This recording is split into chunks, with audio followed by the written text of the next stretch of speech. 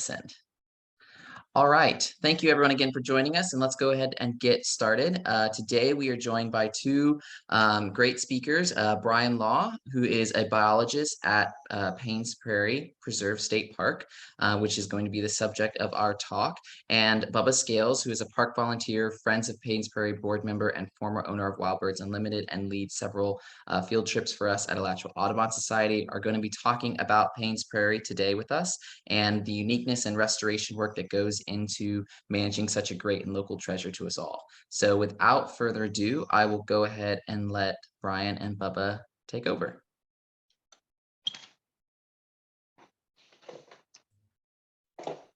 Awesome. Thanks for stopping by, everyone. Excited to be able to join you guys tonight and talk a little bit about some of the work we are doing here at the park. There is a lot going on constantly. So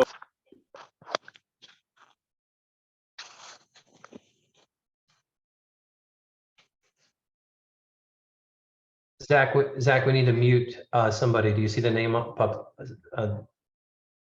on the screen? I am on it. Okay, thanks.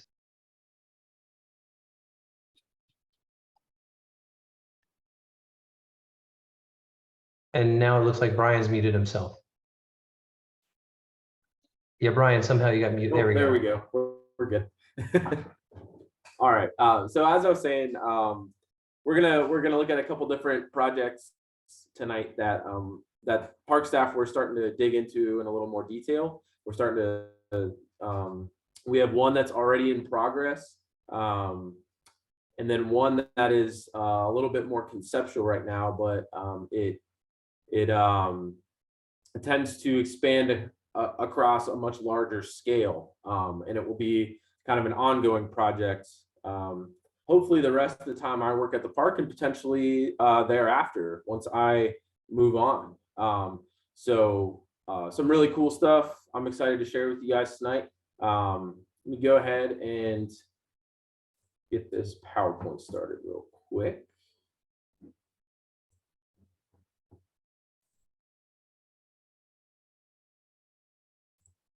All right, can you all see that PowerPoint? Not yet. Not yet. Not yet. Oh, once you've chosen it, once you've indicated it, I think you have to click enter. Oh, let me hold on just a second. Sorry. He did this correctly when we were warming up, everybody. I did. Looks like we were heading in the right direction. Yeah. There we go. No. That should be better. All right. So I'll go ahead and get started with just a little bit about myself. My official job title is Environmental Specialist 1. We have one here at Paynes Prairie. So I am the environmental specialist here at the park, but with Paynes Prairie being located, right in Gainesville, we have our district office is actually located inside of the park. So I have, I have a lot of great resources very close to me, right there at the district office. There are 3 other biologists, really four biologists that help me constantly and help our park staff as well as other parks in our district with all the different land management projects that we have going on. So these things I present to you tonight are very much a team effort. It takes all of the staff that we have and then some to kind of make these projects work and to make them happen. Just kind of a little bit how I got started here at Paynes Prairie. I went to school at UCF in Orlando, studied biology. Once I got my degree, I did a couple of AmeriCorps terms, one out west in Montana, and then I actually came back to Florida and did a year term with the Florida Conservation Corps. So that was kind of my foot in the door with the Park Service. That was kind of my first experience working with the Florida State Park System, and I loved it. And it was the first time that I was exposed to prescribed fire and started learning about how fire is so important and plays such a huge role in all of our ecosystems in Florida. So after that year in AmeriCorps, I moved on to our district fire team. So we would travel around to many different state parks with throughout the district and help them conduct prescribed fires, which is what you see right here. As you can see, I'm pretty happy to be where I'm at right there. So I did prescribed fire for about 3.5 years. And last April, so not even a year yet, but last April, I started here at Paynes Prairie. So I'm still very new. I feel like I'm still learning every day, constantly, which is great and it's fun, but definitely poses a lot of challenges. So bear with me tonight. You know, I'm excited to share some of the stuff that we're doing, and I will do my best to answer questions and give you guys as much detail as possible. So let's hop right in.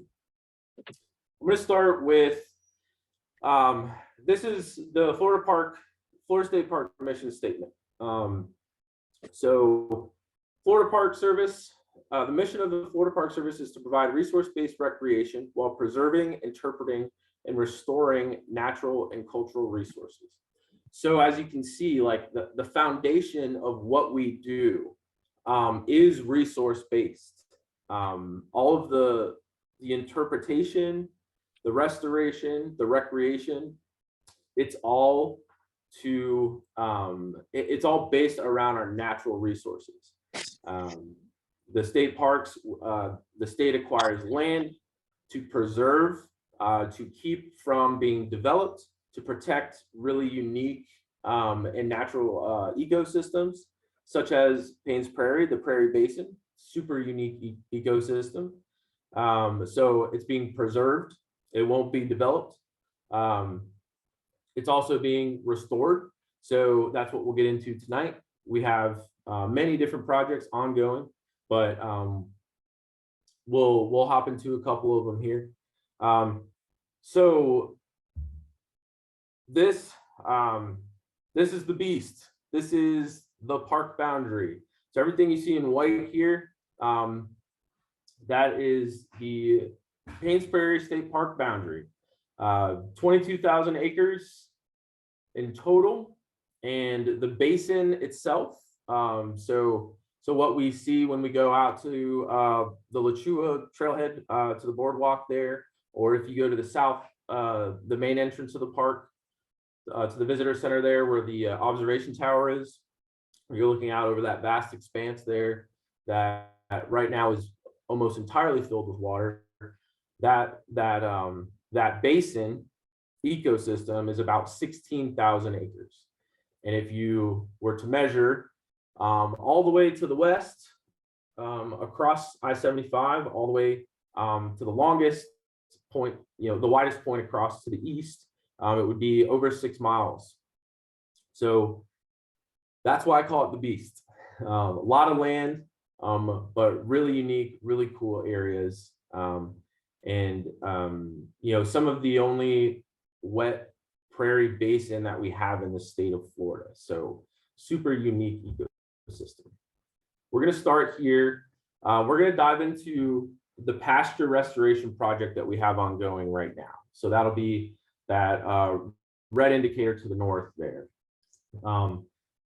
Just to kind of give you guys an area overview. If you look up to the yellow line there, that is the Gainesville Hawthorne Trail. And the shorter, the smaller light blue line there that kind of intersects with the Gainesville Hawthorne Trail is that's Camp Ranch Road, which is the main drive into the Lachua Trailhead. So just kind of give you an idea of where we're headed right now. So this area here is old pasture, which means when the state acquired it, obviously we were not using it as pasture. We were not ranging livestock on it, but previous landowners had dissected it into many different compartments. As you can see here, there's you can kind of see the kind of outlines of some of the old pastures here by these tree lines, and there is still old fence, wire fencing and things like that in here. So this has very much just been kind of left alone. We haven't really started any type of restoration project in these old pastures yet, but we have here in total about close to 250 acres that we would like to restore over the coming years. But what we started with, which is this pink area down here, this is about 10 acres. And we took a small chunk to start with because this is a very new project to not only myself, but the rest of the park staff and district biologists as well, because there's good indication that when you see pasture like this in the uplands, it was most likely longleaf pine ecosystem that was logged and clear cut. And then, property owners, like I said, put fences up where they wanted to keep animals in. And they used the clear cut area to range their livestock. So it's really valuable ecosystem because we don't have a lot of longleaf pine ecosystem left, especially not in Florida, but even across the Southeast, where we once would have had probably 2/3 of upland ecosystem would have been longleaf pine canopy, open savanna grasslands with longleaf pine canopy. So it's a really important ecosystem to try and restore and preserve the areas that we still have left. So that's why this site really caught our attention and really attracted us, because it's a great candidate to restore some of that longleaf pine ecosystem that is so sparse nowadays. So let's see here. So the first thing we start with, and when trying to kind of validate this intuition we have that that it was most likely supporting, that this land was most likely supporting a longleaf pine ecosystem, is to figure out the soil type found in the area. And luckily, I have access to some data coverages through our mapping software that give me at least a rough general idea of where certain soil types occur based off of previous surveys over really long periods of time. So I was able to look at this to our soil map, and within this area that we're examining, we find these 3 soil types. So we have lake sand, Norfolk loamy fine sand, and Arredondo fine sand. And all 3 of these support longleaf pine systems. This area specifically has a lot of elevation change. I say that relative to the rest of Florida, but it very much resembles the terrain of a sandhill ecosystem. It's very it's a higher elevated area, and most of the sand is, or most of the soil type is the lake sand variety. Almost 3/4 of the soil type within this about 250 acre area is lake sand soil type, which is a sandhill ecosystem soil type. So we would see longleaf pine, we'd see turkey oak, we could see some blackjack oak, we could see some live oak, And then as far as ground cover goes, palmetto, wiregrass species, other andropogon species, and lots of herbaceous flowering species as well. So all of your fun wildflowers, they're all fire adapted, fire dependent. So this is, we're starting to see like, okay, like maybe we're on the right track here, thinking it was an upland longleaf pine ecosystem, specifically a sandhill, or even a mixed pineland, and maybe it supported some other hardwood species, such as magnolias and red oaks, and even hickory, sweet gum, things like that, throughout the changes in elevation through this area. So once we check off the soil types, and we go out there and we kind of see what remnant species are left, it gives us a really good idea of what direction we need to head, as far as what steps come next and what our end goal is during the restoration process. So now that we kind of have that upland pine sandhill ecosystem in our sites, we move on to kind of assessing what the ground cover is. And in this site specifically, because it was old pasture, it's mainly bahia grass. So which is it's a non-native turf grass species. Most of you are probably familiar with this as turf grass that is very commonly found in the yards in urban areas, urban developed areas. So it's a great turf grass, great grass for coverage, and it's also a great food source for livestock. So it was often seeded into pastures once a clear cut happened, because it was again a very good food source for livestock species. So bahia grass is very present here. We also see some other non-native invasive grasses, Kogan grass. We see some legume species too, non-native legume species, things like hairy indigo. But we are also seeing some andropogon species here and there, so some native grasses, and also some native herbaceous wildflower species as well. So that's a really good sign. But the first thing we have to do is kind of wipe the slate clean, for lack of a better term, and kind of reintroduce native ground cover. Because with this being a longleaf pine ecosystem, it's very dependent on there being a consistent fire return interval in order to support the species that we want to reintroduce here.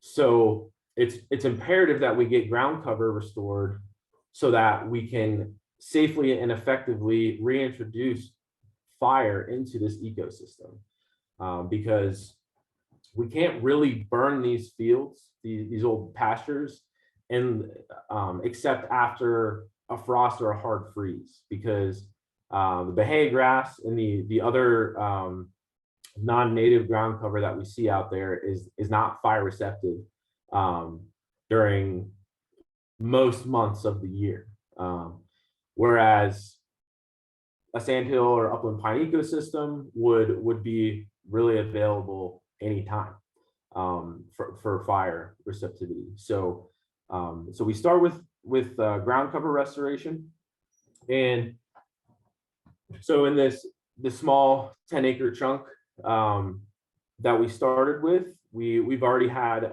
one chemical treatment completed.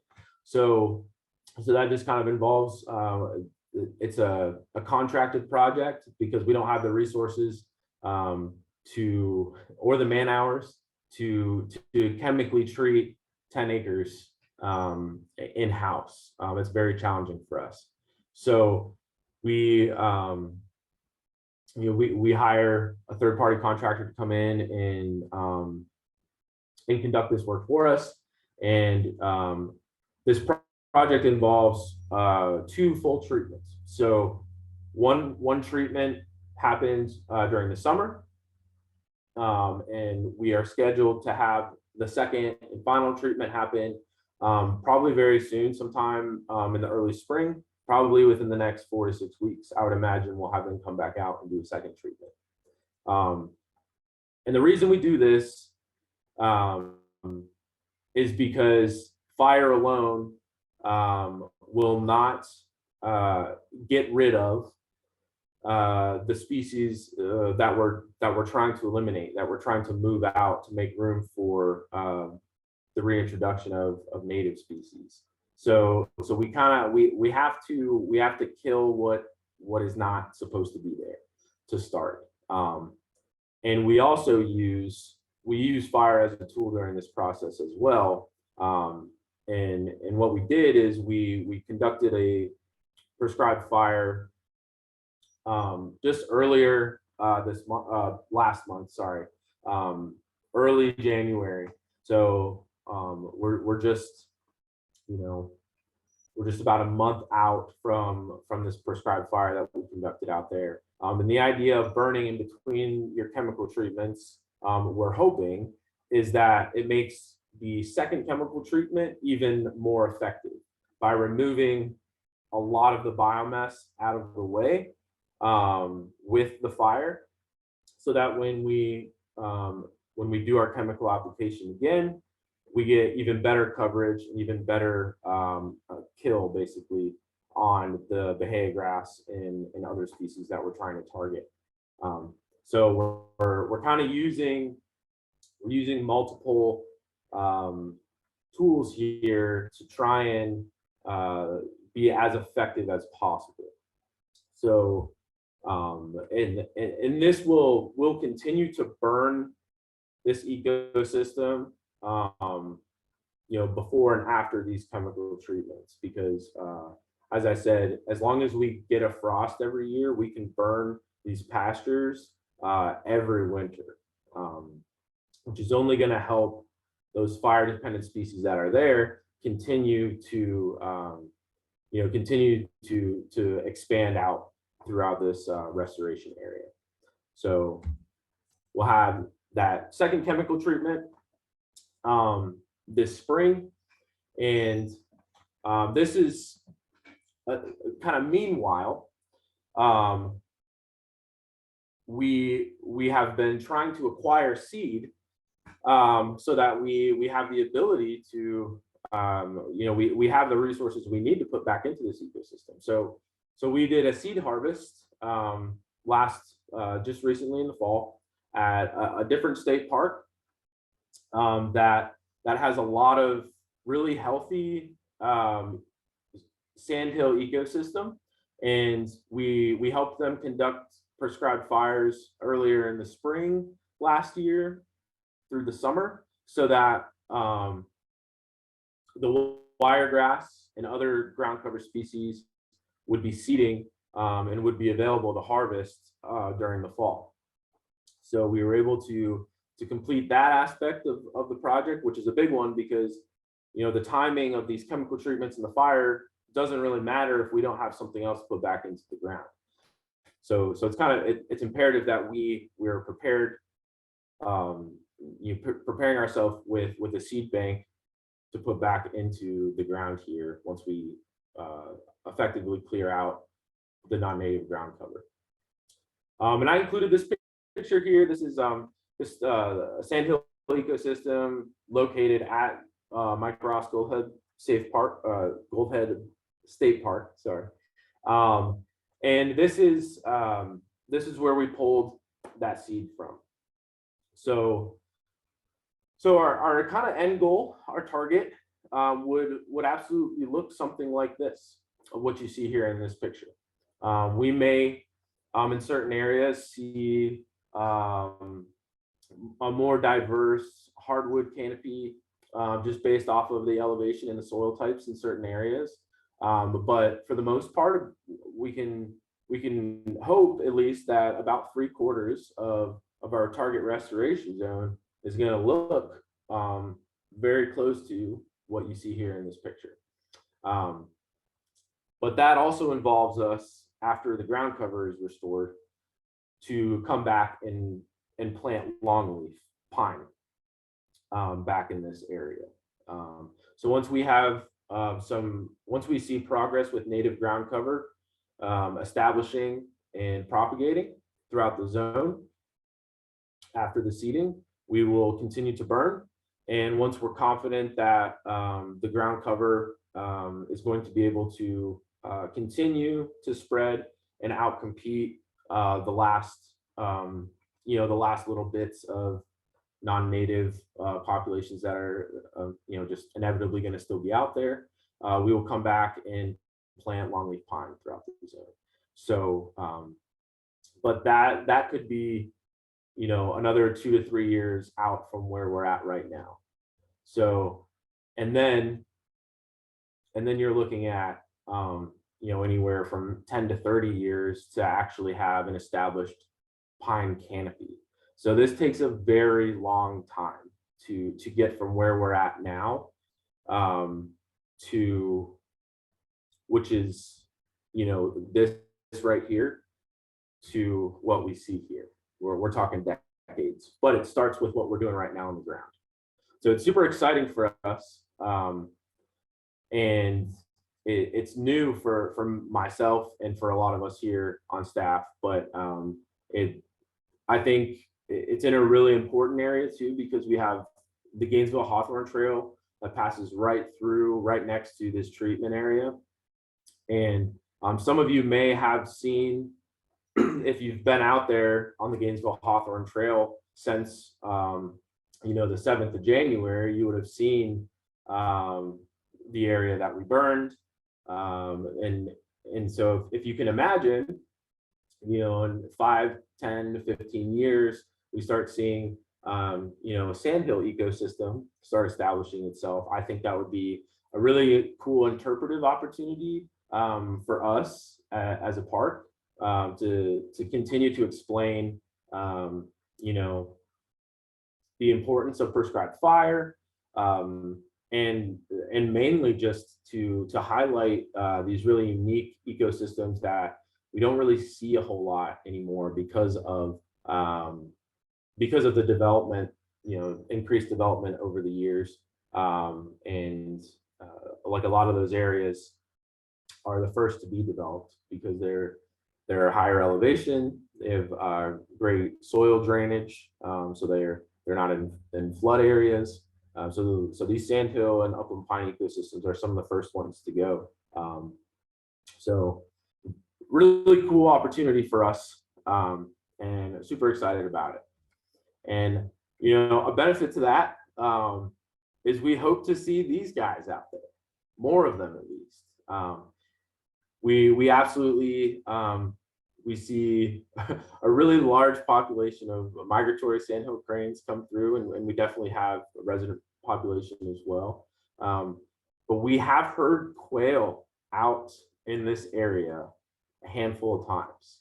And so that to me is really exciting and really inspiring, because my hope is that as long as we keep giving this area attention, we could see populations of quail increase tremendously in the next 5 to 10 years. Hopefully that would be awesome. So just some of my favorites there. I love bobwhite quail, so just wanted to throw that one in there. So that's kind of an overview of that pasture restoration project. We're going to move on now to something that's a little more conceptual. So as far as the steps that go into achieving our goal on this second project, they're not as concrete as maybe the pasture restoration project that we just looked at. But I kind of wanted to share this with you guys because it's I was hoping to kind of give a really cool perspective of just kind of where we're at and how our thought process kind of works when we're looking at different areas of the park, and to try to make the best decisions when it comes to restoration and when it comes to what areas of the park need our attention the most. Because like I said, we only have so many staff, we only have so much time. We have to be we have to be really choosy about what we invest our time into and try to be as prepared as possible. just going to kind of plop you guys right in the middle of that conversation right now. So we'll start by looking at this area down south that I've labeled basin restoration. And if you are familiar with the main entrance of the park, that would be here along 441. And then this light blue road here that's highlighted is our main park drive. So take that all the way north up to the south end of the basin. Excuse me, you eventually hit the visitor center. We also have,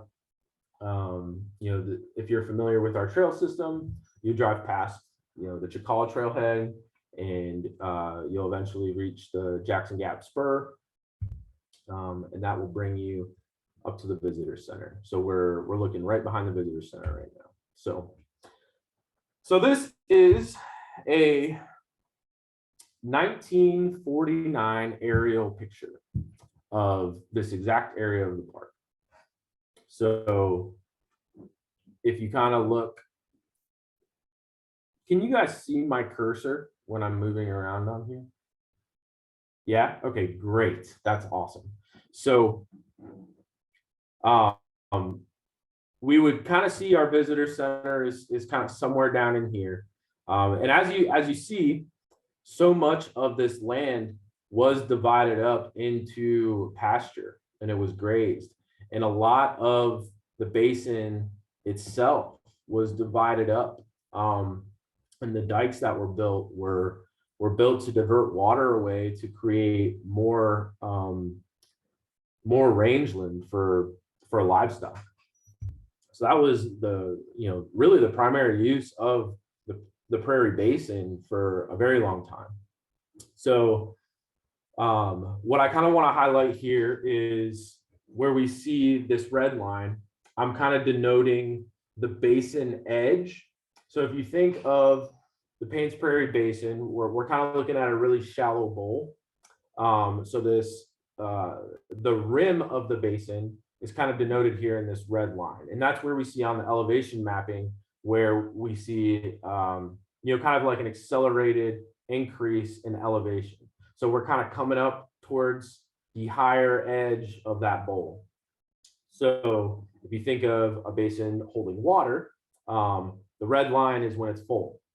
And what I have lined out here in blue is roughly, to my best estimate, where the water line would be, how high the water would be inside of the basin. So the main thing we're going to look at here is what we refer to as hardwood encroachment. So when we have ecosystems that most of the time are very dependent on a fire return interval. So historically it would have been lightning, like thunderstorms causing fires very consistently. What that tends to do is abate the growth and expansion of hardwood species. So if you think of a hammock being really dense, lots of trees, lots of canopy coverage, so lots of shade underneath, not a lot of sunlight hitting the ground, versus a prairie, which is basically treeless. So fire keeps prairies, and lack of fire turns prairies into hammocks. So we just in general, we can kind of start developing, a discussion about that relationship, because that's kind of what we're going to get into here. So I'm going to switch now to a more recent aerial photo of kind of what this same area looks like. So as you can see, we've got, there it is. We got our visitor center, we got our observation tower. If you guys are familiar with the park, we see this red line again. We're looking at the edge of the bowl there. We're looking at the prairie rim. And again, the blue is going to be my best guess at the water line. It's probably not super accurate, but close enough, I would think. So what I want to point out here is you can see what canopy looks like. So a heavily forested area, you can see what that looks like here on this aerial, this older aerial picture. And that's these darker areas. Those are heavily wooded areas. So think hammock, think lots of trees, lots of shade, pretty much the opposite of what a grassland would be. So we can see how much these old pastures have filled in over the years. But what we're starting to see now is we're starting to see these hammock species begin to move out into the basin and kind of take up this real estate here that normally would have been all different kinds of ground cover, extremely biodiverse. And the reason that, well, the reason we think, there's many reasons. So one of the reasons is that lack of a fire return interval.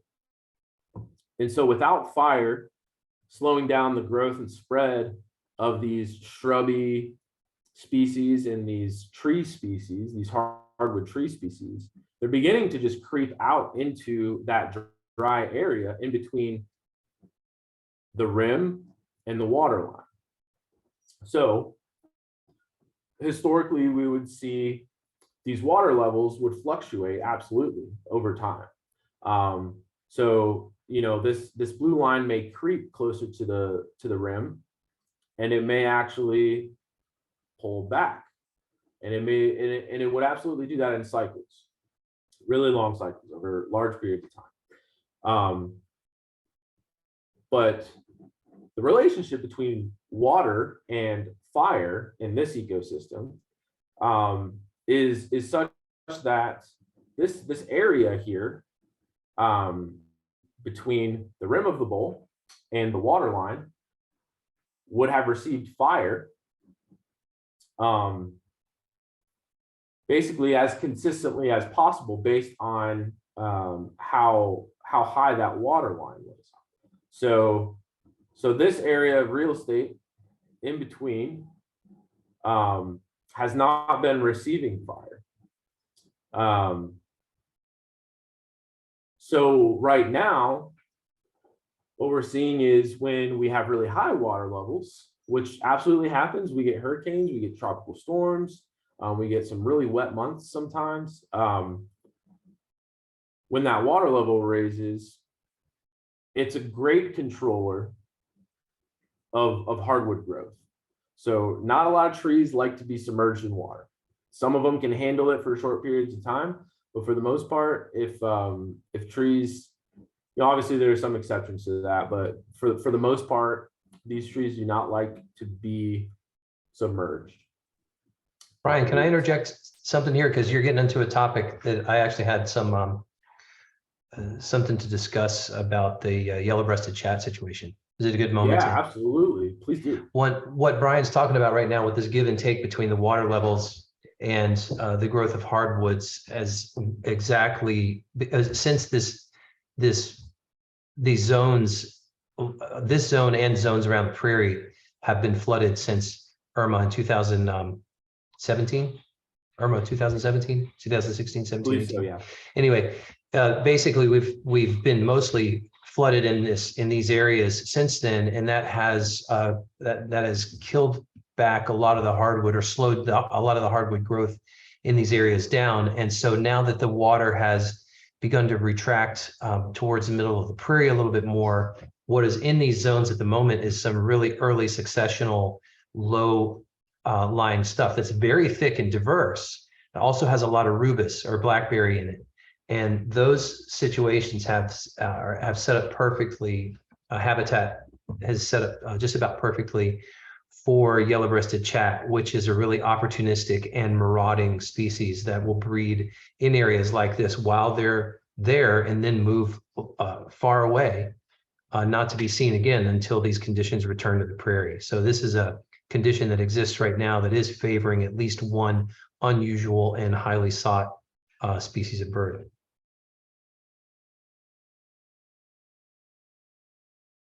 And I'll try to take I'll try to keep an eye on chat.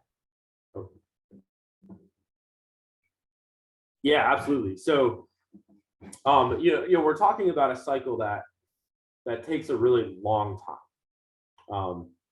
So in the interim, as Bubba said, we have these shorter windows where the conditions can be really favorable for certain species, but overall, this system is missing a really large component to maintaining high levels of biodiversity, and that is fire. So the water and fire kind of work hand in hand, and as that water pulls back, it creates more dry land. There we see more fire in this area. So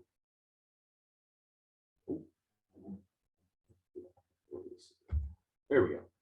So you can see we have these pockets of really thick vegetation that are beginning to turn into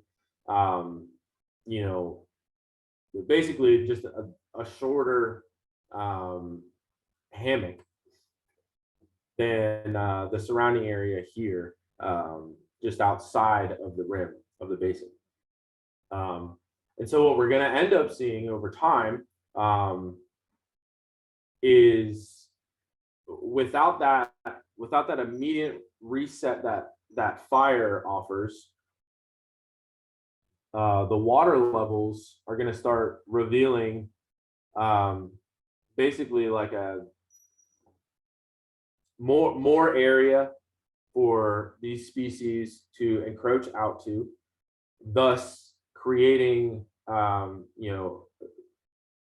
this really large buffer around the rim of the prairie basin that completely excludes herbaceous ground cover that is a food source, a nesting habitat for a lot of species out in the prairie basin.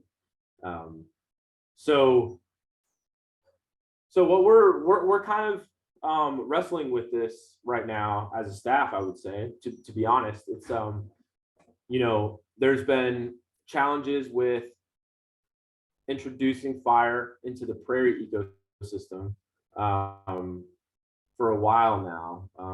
We have a lot of urban interface around the park. We have two cities kind of sandwich us to the north and south. We have two major highways that run right through the basin. We have a lot of areas where we can't send smoke because smoke can be very dangerous, as it very obviously inhibits visibility in certain situations. So there's certain things we have to really be careful trying to implement certain management practices such as prescribed fire. But we are concerned that this really unique basin edge, where we see kind of wet prairie and dry prairie intermingling, with the change in that water level back and forth as the blue moves towards the red and then away from the red.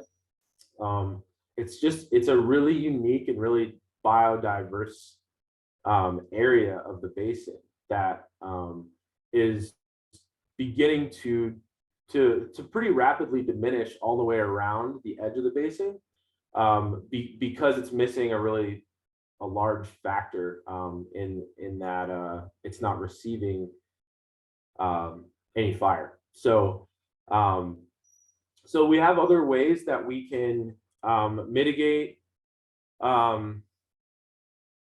the encroachment of these species. We can chemically treat, we can mechanically treat, so we can actually do things like mowing and tree cutting and things like that, as well as some chemical treatments as well to kind of help stop the spread and growth of certain species. With herbicide nowadays, you can get extremely specific on what you target. So there's certain strategies we can implement where we can, maybe only target a couple species at a time and be really careful about how we are putting something like a chemical into a fragile ecosystem. And that's something that we constantly have to do. It's kind of the only way we can get certain things done. So those are options that we have right now. And there's a good chance we will probably start with some mechanical treatment to avoid some larger applications of chemical, but we'll probably have to use both in the future in order to, at this point, safely return fire into this ecosystem. So yeah, this is kind of and I just picked out one area because it was one small area here. Just because it was right out back from the visitor center. Some of you might already be familiar with that if you've been out to the observation tower. And next time you go out there, you can look and see. It's actually really cool that kind of open patch right out in front of the observation tower is much more indicative of what the entire rim should look like, or Brian, would have looked like. Yeah. Oh, sorry. There was a question. There was a couple questions in the chat, but one that came up a little while ago was about whether or not the Bowling Bluff Trail is an area of encroachment or hammock. And I thought that was, I wanted to go ahead and get that question in now, since there actually was a restoration or a small restoration project to remove the sweet gums that were inside of the rim contour. I think, what is it, 62 feet? So Yeah. but my let you address it, but my understanding is that once you've come down that bluff, you are absolutely inside of the rim of the prairie. You're in the basin of the prairie, and all of that is going to be a candidate for restoration, for prairie restoration, and that sweet gum removal project was a very deliberate effort to reclaim prairie basin. Yeah, absolutely. 100%. That's all directly tied into exactly what we're talking about right now over here. So if you can imagine, if we were to expand out, Bolin's Bluff is just out here, a little further to the west. And it's the same exact issue as I'm outlining right here. We're seeing really rapid, really thick encroachment, and we're losing that basin edge. So Bolin's Bluff, all the way out to 441, basically, all the way, really all the way around most of the edge of the basin. But if you were to go from 441 out to where we are here to the east, all of that is a candidate for this type of restoration work. And it's something that we're really trying to switch gears and start focusing on, just implementing a strategy moving forward here pretty soon, because if we don't do something, we're gonna lose that real estate all the way around. That really unique strip of basin edge all the way around the prairie, which would be a real shame. So we're not gonna let that happen.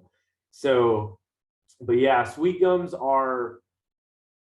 they're the biggest perpetrator as far as a native species goes of being a native invasive, in that when they are in an ecosystem and there are control variables taken out of that ecosystem, i.e. fire, flooding, they are some of the first species to race outward and take over. They grow very fast.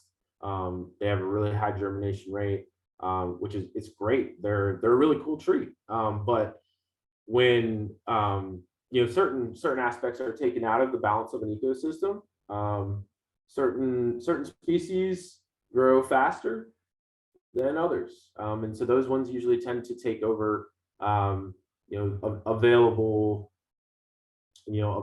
area. So So yes, hopefully that answered that question. It's absolutely a candidate for this same type of restoration work, and it would be expanded out into that area. What I'm talking about here. So, do we have any more questions while we're at it? Because I am pretty much at the end of this one. So if we wanted to keep talking about that, I'm more than happy to do so. If anyone has questions There was about, sorry, go ahead. Finish your thought. oh, just if anyone has questions about the previous project, I'd be happy to answer those as well. Well, there was a question. I don't see any new questions. Oh yeah, there is a new question. Okay. There's a question about whether or not climate change is being considered in project planning. It's kind of hard to do so because at the end of the day, we have to do certain things regardless of what the weather is doing at certain times. And so obviously I mean, just as you all do, we notice changes and trends in the weather, but at the end of the day, we have to return fire into fire dependent ecosystems. We have to treat non-native invasive species. We have to maintain the health of the ecosystem that we have. And how the climate decides to continue changing or not changing, depending on your perspective. At the end of the day, our job and our goals remain the same. And so we kind of just have to deal with the conditions as they come. So I don't know that we spend a whole lot of time considering it, other than the fact that we see wet times getting wetter and dry times getting drier. And so that definitely affects how we implement certain resource management strategies, mainly fire. It makes it harder to burn more consistently. And as well as chemical application for non-native species, it can be a real challenge at times too. Because basically you have windows throughout the year where you can treat certain species more effectively. And as the climate continues to change, or at least be inconsistent, we see challenges in hitting goals at certain times because those windows are affected by that. Brian, there's another question about the impact of habitat loss or this encroachment on bison and horse habitat. If you don't mind, I'll take a stab at this first. But the question is, how does the encroachment impact the bison and horse and their habitat? And the thought that I wanted to get to say first is that remember that the bison and horses being so close to the rim is a relatively new thing. So when the prairie was not filled with water not terribly long ago, the bison and the horses were able to use much more of it, much more of the interior basin. So they've been pushed up against the rim since Hurricane Irma, even though they do exist in a certain amount of water, not as much of it is in the middle of the basin. So the issue with the restoration, and habitat loss for horses and bison would be an issue if Brian can't actually restore these areas where the hardwoods are encroaching toward the water by maintaining prairie grass. So the maintaining prairie grass there would maintain habitat for those grazing animals. Yeah, I agree. I think so. If we kind of zoom out, I think the resources that the bison herd and the wild horse herd have at their disposal are very large in comparison to their strain on the ecosystem. There's not, I don't know that we have enough of either to really strain the ecosystem as a whole, but we absolutely are going to see the, maybe the less fit fall off much quicker because resources are going to be harder to attain, as this fringe here, which is extremely good grazing resource for our herbivore species, deer included, as well as many other things. This is a huge food source. So we are losing a food source. And, right now, I don't know that it's, like a dire issue, but if we continue to lose, like this loss is going to increase exponentially because it's happening all over the basin edge. So, as we lose a little bit, as we lose little bits now, those little bits turn into larger bits in the near future. And whether that's 5 to 10 years, 20 years, 30 years, I think we're looking at that sort of scale if we don't do anything. But yeah, it's absolutely a super valuable food resource. They love, like, this is where we see them eating, whether it's down here or somewhere else, but it's in that rim area where you have some of the most biodiversity in the prairie proper is in this area. So yeah, it definitely could be an issue. I don't want to alarm anyone by saying it's an issue like right this second. I think the horses and bison are doing great. So please continue to, cheer them on and come out and see them and support them. But that could potentially, if we don't do anything at all, that could be another issue that comes up later on as we lose this habitat. So, Brian, do you have another project to talk about? We're getting really, really close to 8 o'clock and want to leave some time for general question and answer. No, so I just wanted to highlight those two. Kind of wanted to give you guys something that's in the works. That's a little more concrete, that we're going through the steps right now, and then something maybe a little more conceptual that's going to be a long-term project for myself and whoever comes after me. So hopefully that was interesting. I appreciate you guys, being patient and listening and asking great questions. If you have more questions, there's my contact information. Feel free to reach out or come visit us and take a look at all of it yourself. Zach, do you tend to open up so people can ask questions, or do you take the questions through the chat window? Yeah, thank you. First of all, thank you so much, Brian, and Bubba, for all that information. To all of our listeners, if you have any questions, feel free to either raise your hand in Zoom or go ahead and enter them into this chat as you would like, and I will go ahead and read them out if they haven't already been answered, or call on you to ask your question. I'll go ahead and ask a quick question, Brian. The pasture and upland restoration area on the north side, I've birded that area a couple times for the Christmas bird count. Are you planning on physically reducing some of the hardwoods that are already there by cutting down like the oaks and stuff, or what's the plan for what's currently on site besides burning? Yeah, great question. So that is an eventual part of that process for sure. That would involve a lot of also removing fence and things like that. So logistically, that's a pretty large part of the project, but it's not an impending part of the project. And to be honest, as long as we keep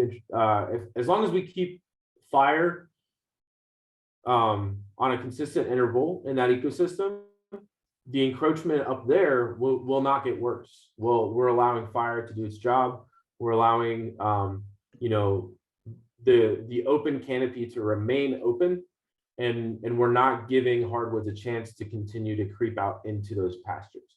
So as long as we keep just doing our job and we keep burning it the way that we're supposed to, in the way that we want to, we can kind of shelf that for now while we figure out some other logistical challenges, and while we continue to restore the rest of the ground cover and eventually the longleaf pine canopy. But eventually, yes, we would have to do some hardwood reduction in there. But again, I think that's a little more of a static component that we can address whenever we feel like we're going to have success in doing so, when we kind of iron out some logistics. So, yeah. Thanks. I do have one other question in the chat. Janet, I believe, asked, "What are these critters eating now?" And I think she means the bison. What are the bison and horses eating at the moment? So they're not out of any of their normal food resources. I mean, a lot of grasses and other herbaceous coverage, anything that's fruiting, anything green and leafy and juicy, that's what they're munching on, which is a lot of different things. And yeah, again, it's not that they are running out of food by any means. If there are any issues, we're talking very long term. This is large scale. This is very conceptual, like the ideas that we're talking about tonight. I think the point there is. Oh, sorry. Sorry, go ahead, Bobo. Well, I think the main point is that if you didn't maintain the prairie basin, then you would eventually lose it to hardwoods. And then over the long term, you could have an issue for herbivores. But right now, there isn't one. Like, so what they're eating now, there is not a shortage of herbaceous food for the number of animals that are out there on the prairie. However, conceptually, you keep losing prairie basin to hardwood encroachment, and it becomes a different type of ecosystem that doesn't support herbivores. Yeah, or it just doesn't support them very well. Yeah, but they're okay right now. Right. Yeah. So again, very long-term changes we're seeing here. And the changes that I outlined here. So when the park acquired the prairie property in the 70s, the basin was burned heavily. So what you're seeing, as far as the amount of encroachment we have now, has been maybe 25 to 30 years worth of inconsistent or no fire. So, so if you iterate that out 2 or 3 more times, maybe we have some bigger issues. But where we're at right now, we're very much at a point where we can absolutely successfully start turning this trend around. But it involves doing some big projects, and it's going to involve a lot of public support as well, because this is, we're human. We don't always know exactly the right thing to do. We make the best educated guess that we can, and it's not really a guess. It's an educated decision. But the more public support we have to implement,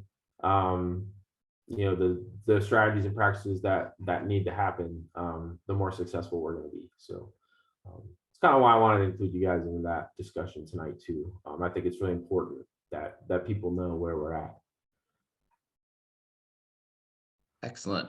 Another follow-up question. Bob asked, "Why is the water level so high along 441? Seems to be fairly low rainfall the last few years." Yeah, so the Alachua sink is why.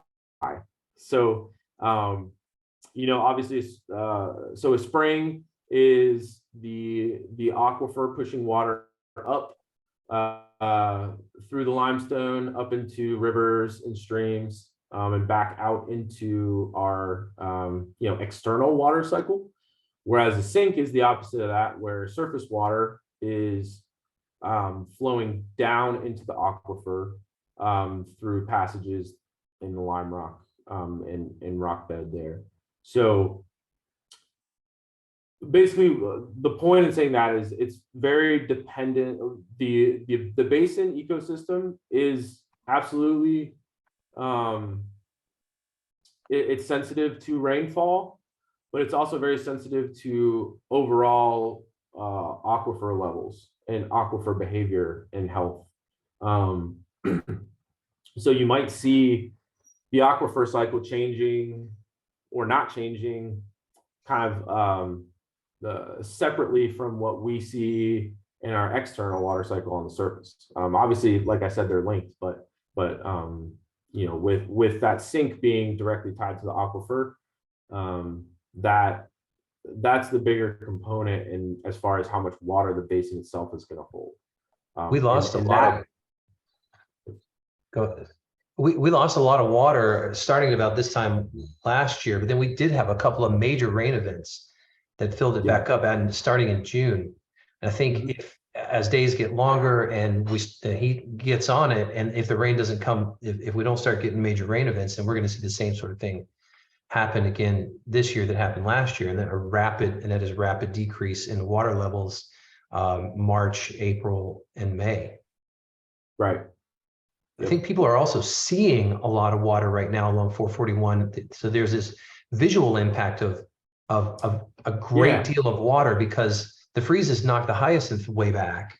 And so there's a lot more openness. And as you go along 441 right now, the impression might be of sustained high water levels, but the water level is actually going down pretty quickly right now, although you can see a lot more water. So that's the effect that I think might be playing into this. Yeah, no, that's absolutely true. Absolutely. So. Another follow-up question, how safe are the chemicals used for restoration?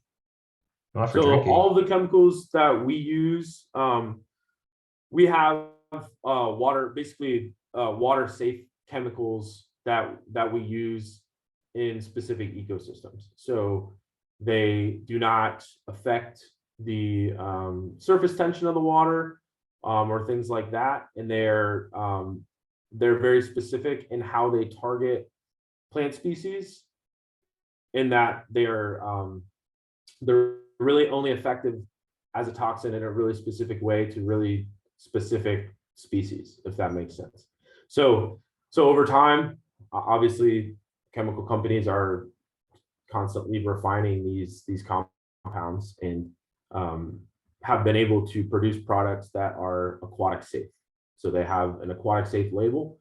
And if we are in an aquatic system or a semi-aquatic system, we are using aquatic safe labeled chemicals. And then we have other chemicals that we use in the uplands that we can target species a little more widespread. We don't have to be as specific in certain situations, but All right. Well, thank you so much. It is past 8, so I'm going to go ahead and call us for the evening. Thank you so much, Brian and Bubba, for your time to be able to give this great presentation. If anybody has any other questions, please feel free to reach out to Alachua Audubon's email, and we can forward those questions on, or Brian's email is